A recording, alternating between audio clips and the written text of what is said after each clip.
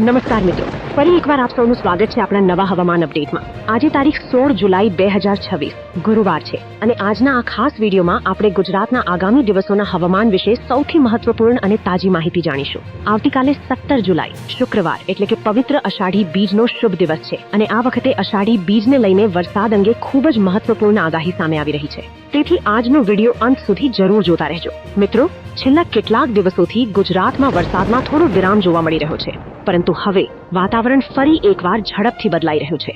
Satellite તસવીરો અને વિવિધ હવામાન મોડલ્સમાં ગુજરાત તરફ ભેજનું પ્રમાણ સતત વધી રહ્યું છે, જેના કારણે આગામી 24 થી 48 કલાક દરમિયાન રાજ્યના અનેક વિસ્તારોમાં વરસાદની પ્રવૃત્તિ ફરી એકવાર સક્રિય બનવાની શક્યતા વ્યક્ત કરવામાં આવી રહી છે। ખાસ કરીને આવતીકાલે 17 જુલાઈના અષાઢી બીજના દિવસે અને તેની રાત્રિના સમયગાળા દરમિયાન વરસાદની સંભાવના વધુ જોવા મળી રહી છે। હવામાનના તાજા સંકેતો મુજબ અષાઢી બીજની રાત્રે લગભગ 12 વાગ્યાની આસપાસ દક્ષિણ ગુજરાત, મધ્ય ગુજરાત અને પૂર્વ ગુજરાતના કેટલાક વિસ્તારોમાં ભારે વરસાદની શરૂઆત થઈ શકે તેવી શક્યતા વ્યક્ત કરવામાં આવી રહી છે। આ ઉપરાંત હવામાનના અનુમાન મુજબ 17 જુલાઈની સાંજે લગભગ 7 વાગ્યા પછી પણ રાજ્યના અનેક વિસ્તારોમાં વાદળોની સક્રિયતા ઝડપથી વધવાની શક્યતા છે। જો હાલના હવામાન મોડલ્સમાં કોઈ મોટો ફેરફાર નહીં થાય તો સાંજ બાદ વરસાદનું જોર ધીમે ધીમે વધતું જોવા મળી શકે છે અને રાત્રિ દરમિયાન કેટલાક વિસ્તારોમાં સારો વરસાદ નોંધાઈ શકે છે। હવે સૌથી પહેલા હાલની સ્થિતિ પર નજર કરીએ। હાલમાં અરબી સમુદ્ર અને બંગાળની ખાડી તરફથી ભેજ ગુજરાત તરફ આગળ વધી રહ્યો છે। જો કે હજુ સુધી ગુજરાત ઉપર કોઈ અત્યંત મજબૂત વરસાદી સિસ્ટમ સક્રિય નથી, પરંતુ વાતાવરણમાં ભેજનું પ્રમાણ વધવાના કારણે સ્થાનિક સ્તરે વાદળો ઝડપથી વિકસી રહ્યા છે, જેના કારણે અનેક જિલ્લાઓમાં ગાજવીજ સાથે છૂટાછવાયા વરસાદી ઝાપટા પડવાની સંભાવના રહેશે। હવામાન નિષ્ણાત અંબાલાલ પટેલના જણાવ્યા અનુસાર હાલનો વરસાદનો વિરામ હવે વધુ લાંબો રહેવાની શક્યતા ઓછી છે। આગામી દિવસોમાં વરસાદની પ્રવૃત્તિ ફરી વધશે અને અનેક જિલ્લાઓમાં સારા વરસાદની શક્યતા રહેશે, તેથી ખેડૂતોને ખેતી સંબંધિત જરૂરી કામો સમયસર પૂર્ણ કરવાની સલાહ આપવામાં આવી રહી છે। સોશિયલ મીડિયામાં છેલ્લા કેટલાક દિવસોથી બાવી વાવાઝોડાને લઈને પણ અનેક પ્રકારની ચર્ચાઓ ચાલી રહી છે। ઘણા લોકોમાં પ્રશ્ન છે કે શું તેની અસર ગુજરાત સુધી પહોંચશે? હાલના ઉપલબ્ધ હવામાન મોડલ્સ મુજબ આ સિસ્ટમની સીધી મોટી અસર ગુજરાત પર થવાની શક્યતા ઓછી છે, તેથી અફવાઓથી દૂર રહો અને માત્ર વિશ્વસનીય હવામાન અપડેટ પર જ વિશ્વાસ રાખો। હવે જિલ્લાવાર સ્થિતિની વાત કરીએ। દક્ષિણ ગુજરાતના નવસારી, વલસાડ, ડાંગ, તાપી અને સુરત જિલ્લામાં વરસાદની શક્યતા અન્ય વિસ્તારોની સરખામણીએ વધુ જોવા મળી રહી છે। મધ્ય ગુજરાતમાં વડોદરા, પંચમહાલ, દાહોદ, મહીસાગર અને છોટાઉદેપુર જિલ્લામાં પણ ગાજવીજ સાથે વરસાદી ઝાપટા પડી શકે છે, જ્યારે ઉત્તર ગુજરાત અને સૌરાષ્ટ્રના કેટલાક વિસ્તારોમાં વાદળછાયું વાતાવરણ સાથે સામાન્ય વરસાદની શક્યતા રહેશે। તો મિત્રો, હવે આપણે સીધા જિલ્લાવાર હવામાન અપડેટ તરફ આગળ વધીએ અને જાણી લઈએ કે આગામી કલાકોમાં કયા કયા વિસ્તારોમાં વરસાદની શક્યતા સૌથી વધુ રહેશે। જો તમે તમારો જિલ્લો જાણવા માંગતા હોવ તો વિડીયોને અંત સુધી જરૂર જોતા રહેજો, કારણ કે એક પછી એક તમામ મહત્વના જિલ્લાઓની માહિતી તમને આપવાની છે। સૌપ્રથમ વાત કરીએ દક્ષિણ ગુજરાતની। હાલના હવામાન મોડલ્સ મુજબ સુરત, નવસારી, વલસાડ, ડાંગ અને તાપી જિલ્લામાં ભેજનું પ્રમાણ સતત વધી રહ્યું છે। અરબી સમુદ્ર તરફથી આવતા ભેજવાળા પવનોને કારણે આ વિસ્તારોમાં વાદળો ઝડપથી સક્રિય બની રહ્યા છે, જેના કારણે આજે રાત્રિથી લઈને આવતીકાલે અષાઢી બીજના દિવસ દરમિયાન ગાજવીજ સાથે મધ્યમથી ભારે વરસાદના ઝાપટા પડવાની સંભાવના વ્યક્ત કરવામાં આવી રહી છે। ખાસ કરીને નીચાણવાળા વિસ્તારોમાં રહેતા લોકોએ સાવચેતી રાખવાની જરૂર રહેશે। હવે વાત કરીએ મધ્ય ગુજરાતની। વડોદરા, છોટાઉદેપુર, દાહોદ, મહીસાગર, પંચમહાલ અને આણંદ જિલ્લાના અનેક વિસ્તારોમાં પણ વરસાદી માહોલ ધીમે ધીમે સક્રિય બની રહ્યો છે।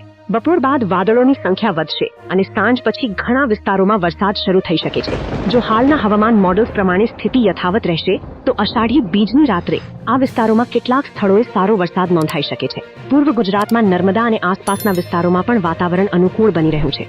ગાજવીજ સાથે વરસાદી ઝાપટા પડવાની સંભાવના છે અને ક્યાંક ક્યાંક ટૂંકા સમય માટે વરસાદની તીવ્રતા પણ વધી શકે છે। ઉત્તર ગુજરાતની વાત કરીએ તો બનાસકાંઠા, સાબરકાંઠા, અરવલ્લી, મહેસાણા, પાટણ અને ગાંધીનગર જિલ્લામાં હાલમાં ભારે વરસાદની શક્યતા ઓછી જોવા મળી રહી છે। તેમ છતાં ભેજના કારણે છૂટાછવાયા વરસાદી ઝાપટા જોવા મળી શકે છે। કેટલાક વિસ્તારોમાં સાંજ બાદ વાદળછાયું વાતાવરણ રહેશે અને રાત્રિના સમયે સામાન્ય વરસાદની શક્યતા રહેશે। સૌરાષ્ટ્રની વાત કરીએ તો રાજકોટ, અમરેલી, જૂનાગઢ, ગીર સોમનાથ, ભાવનગર, બોટાદ, મોરબી અને દ્વારકા જિલ્લાના કેટલાક વિસ્તારોમાં પણ છૂટાછવાયા વરસાદની સંભાવના રહેશે। જો કે તમામ જગ્યાએ એકસાથે ભારે વરસાદ પડશે એવું કહી શકાય નહીં। સ્થાનિક વાદળોની સક્રિયતા પ્રમાણે વરસાદની માત્રામાં ફેરફાર જોવા મળી શકે છે। હવે સૌથી મહત્વપૂર્ણ અપડેટ પર નજર કરીએ। હવામાન મોડલ્સના તાજા સંકેતો મુજબ 17 જુલાઈની સાંજે લગભગ 7 વાગ્યા પછી ગુજરાતના અનેક વિસ્તારોમાં વરસાદી પ્રવૃત્તિમાં વધારો થવાની શક્યતા છે। ત્યારબાદ રાત્રિ દરમિયાન વાદળો વધુ સક્રિય બનશે અને અષાઢી બીજની મધરાત એટલે કે લગભગ 12 વાગ્યાની આસપાસ દક્ષિણ ગુજરાત, મધ્ય ગુજરાત અને પૂર્વ ગુજરાતના કેટલાક વિસ્તારોમાં વરસાદનું જોર વધવાની સંભાવના વ્યક્ત કરવામાં આવી રહી છે. જો કે દરેક જિલ્લામાં સમાન સ્થિતિ રહેશે એવું જરૂરી નથી અને સ્થાનિક હવામાનની સ્થિતિ પ્રમાણે વરસાદની તીવ્રતા બદલાઈ શકે છે. આ પછી 18 જુલાઈથી વાતાવરણમાં વધુ ફેરફાર જોવા મળી શકે છે. બંગાળની ખાડી તરફ બનતી નવી સિસ્ટમ અને અરબી સમુદ્રમાંથી મળતા ભેજના કારણે ગુજરાતમાં વરસાદની પ્રવૃત્તિ ફરી મજબૂત બનવાના સંકેતો મળી રહ્યા છે. જો આ સિસ્ટમ અનુમાન મુજબ આગળ વધશે તો 18 થી 21 જુલાઈ દરમિયાન રાજ્યના અનેક વિસ્તારોમાં સારો વરસાદ નોંધાઈ શકે છે. ખાસ કરીને દક્ષિણ ગુજરાત, મધ્ય ગુજરાત અને પૂર્વ ગુજરાતમાં વરસાદની સંભાવના વધુ રહેશે, જ્યારે ઉત્તર ગુજરાત અને સૌરાષ્ટ્રમાં પણ છૂટાછવાયા વરસાદનું પ્રમાણ વધી શકે છે. ખેડૂત મિત્રો માટે ખાસ સલાહ એ છે કે જો હજુ પણ કોઈ ખેતીલક્ષી કામગીરી બાકી હોય તો શક્ય હોય ત્યાં સુધી સમયસર પૂર્ણ કરી લો. વરસાદ ફરી સક્રિય બનતા ખેતરમાં કામ કરવું મુશ્કેલ બની શકે છે. સાથે જ ખાતર, દવા અથવા અન્ય કૃષિ કામગીરી કરતા પહેલા સ્થાનિક હવામાનની અપડેટ જરૂર તપાસતા રહેજો.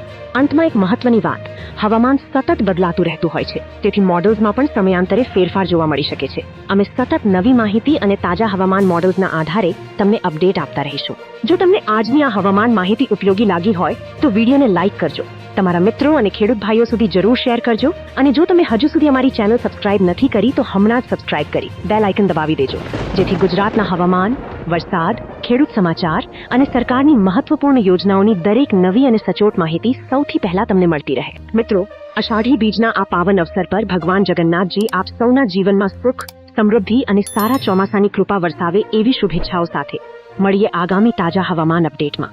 જય હિન્દ, જય ગુજરાત.